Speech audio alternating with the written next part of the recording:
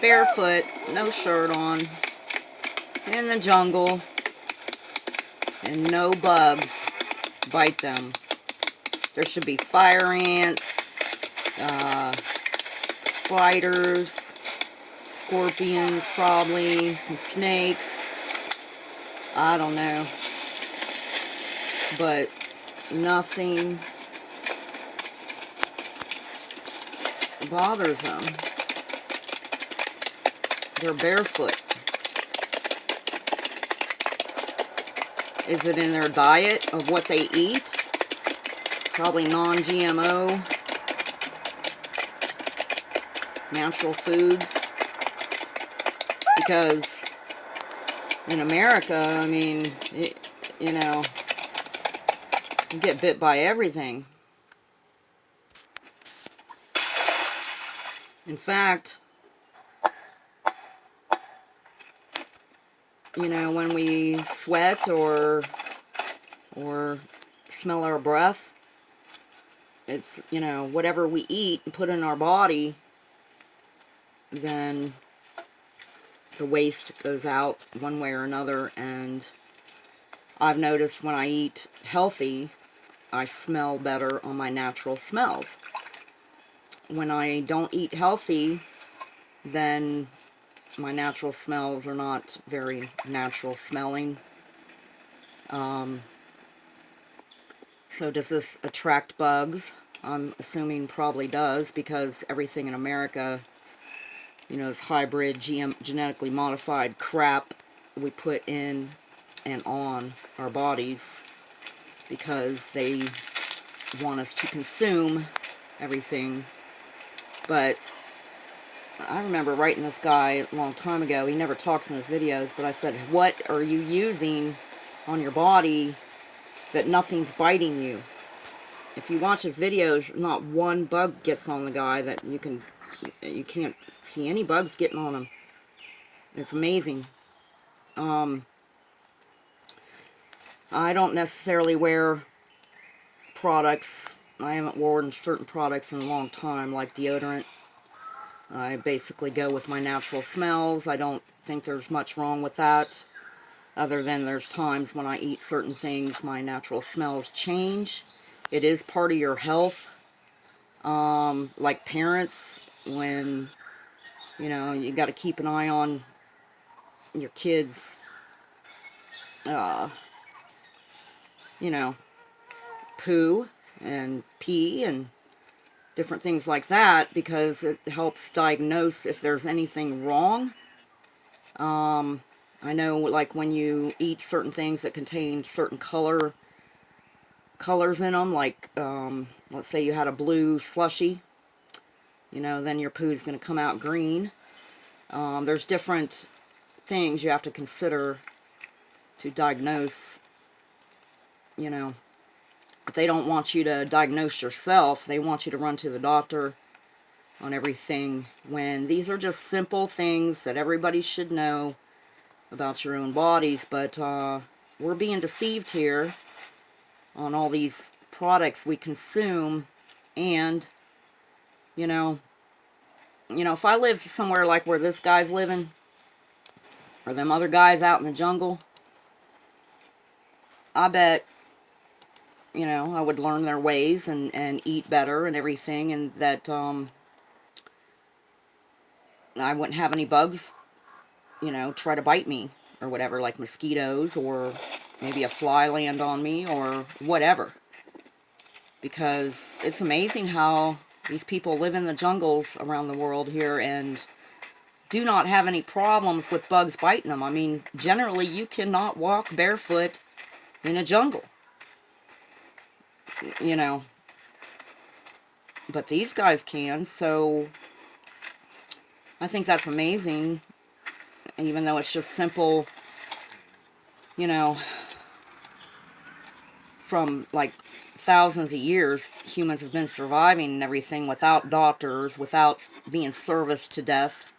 You know, we know how to do our own things, and this, like, ancient technology, I mean, the ancient ways or traditions and stuff are being lost, and we really can't afford to lose all that, because You know, they want to service us to death with everything. You got to buy this, buy that, consume this, you know.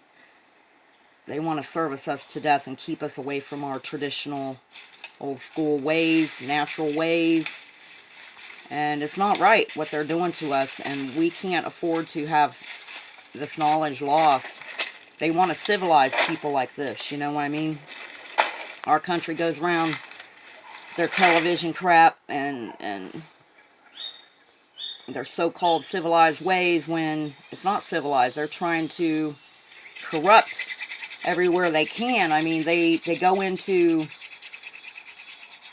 you know, jungles or into, you know, BFE tribes and corrupt them, and their children end up leaving, trying to run off to America, or they think that school is so important that they should sacrifice everything in their life to send their children to these schools to be taught crap. You know, there's so many parents out there, you know, I've seen videos and stuff of people in Africa and everywhere. They will sacrifice everything, including the roof over their head. And they do that a lot in America. They'll get different mortgages and everything for sending their kids to college and end up in the hole because a lot of them kids quit and stuff. But it's wrong, and it's time that is stolen from us in our childhood because, you know, like I've said before, children just want their parents' attention. They don't want to run off and have to deal with strangers every day, 8 hours a day, being taught by strangers. And they're growing up and they have all the cute times and really neat things children do and stuff, and we're missing that, and we missed it, you know, growing up on spending time with our parents because our parents are, you know, running off chasing the dollar to provide that fancy roof over our heads or convenience and, you know, consumption and everything of shit maybe they didn't have growing up or whatever. They're spoiling, you know, these kids growing up, and these kids are not knowing how to survive whatsoever, and then have to move back home and, you know, drain the parents. And, you know, parents, you know, some people generations back have worked so hard for things, and then, you know, it just goes to waste, and nobody's learning shit. Nobody's, you know, these kids, when the parents die, they, you know, they grow up and they have everything handed to them and stuff, and a lot of times they're getting everything out of their parents before they're even dead.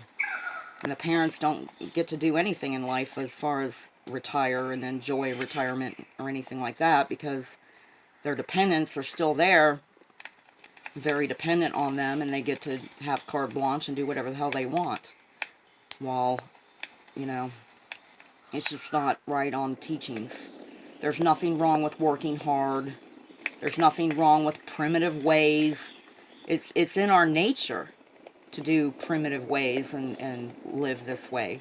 It's a natural way, and I'd rather live this way than, you know, live a primitive lifestyle like that, what you're seeing on the screen, versus the shit I'm living in right now. I would rather live this way, primitively, any day of the week.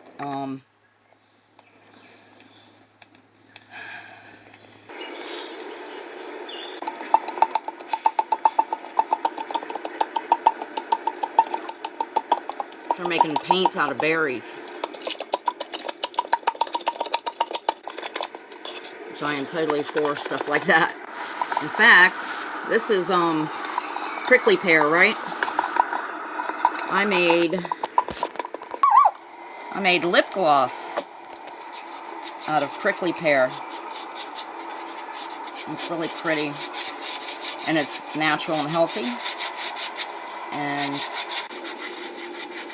it works as a lip gloss, and I love it, and I'm keeping it, and I'll make more whenever. How